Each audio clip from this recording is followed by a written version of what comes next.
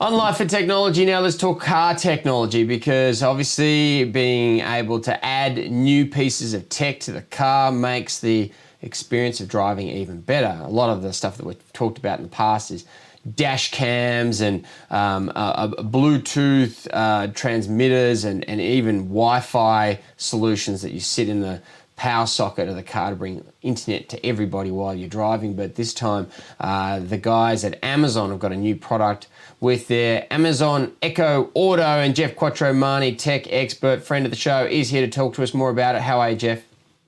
Really well, Charlie. Look, do I really want to add Amazon technology into my car? What am I going to get from doing that?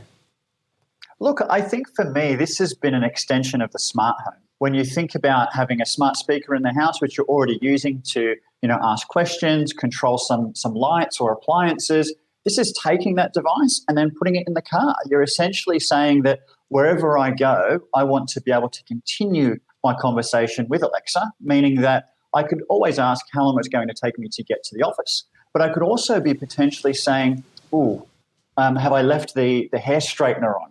Alexa, turn off the hair straightener, if you do have control of those things in the home. And I guess, the question I want to understand is, why would I buy a separate device when I can get this by just having my smartphone on the dock in the car?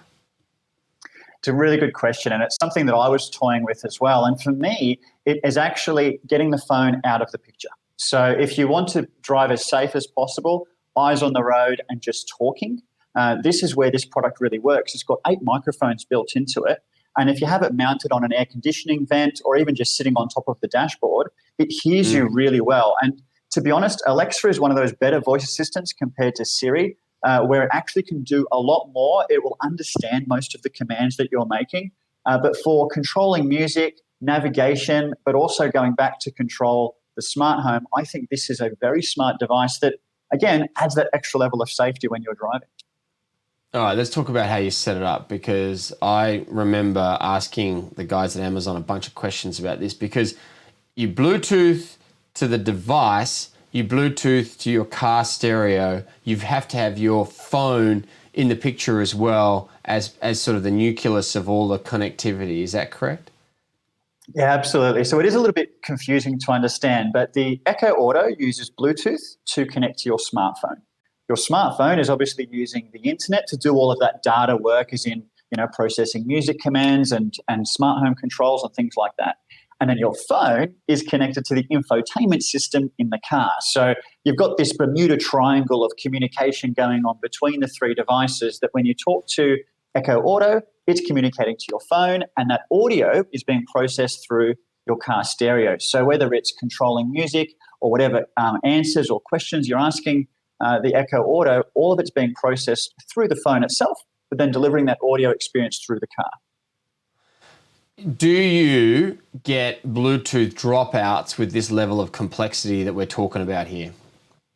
Look, I think there is some handshaking going on, and I have noticed instances where it does seem to fail, where Echo Auto feels like it can't communicate with my phone, or it feels like it's lost its internet connection, which again is coming from the phone. So I do think that while the phone is trying to manage this relationship between Echo Auto and your car, there are instances in my experience where it just doesn't work, and you wonder why. You're looking at everything, it seems all connected.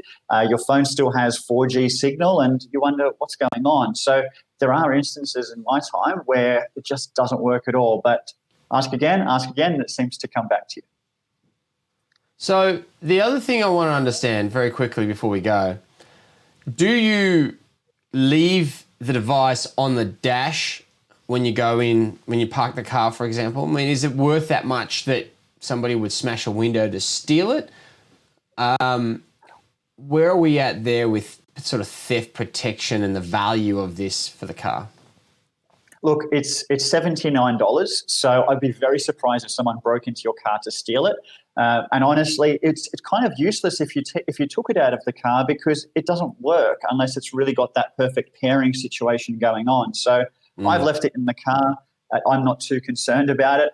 Honestly, if someone broke into my car to steal this, I think they've got other concerns to worry about. Yeah, fair enough. All right.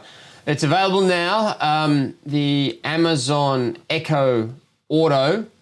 It's interesting piece of kit. Not sure if it's right for me, but look, definitely going to help a lot of people who want to have that more integrated, hands-free experience while they're driving. Jeff Quattromani, friend of the show, tech expert. Thanks for joining us today. Thank you, Charlie.